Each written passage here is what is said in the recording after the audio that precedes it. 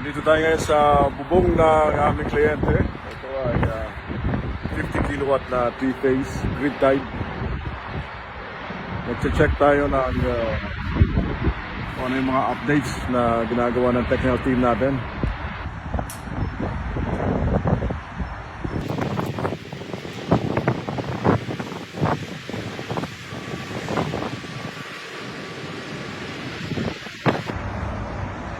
Ito naman ang itsura ng solar panel.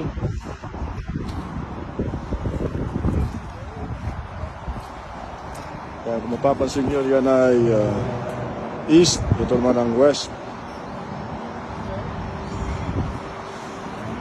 Sa hilerang to ay mayroong anim na tiga-apat mula rito hanggang doon. Tapos ito ay 54 solar panels yan.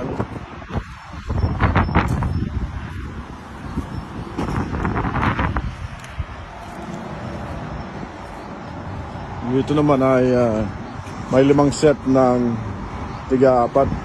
Punta ron yan. Hindi magtatagal, dito ay i-commission na rin namin. Siguro mga isang araw na lang dito ay gagana na, magsisimula na mag-produce, ano?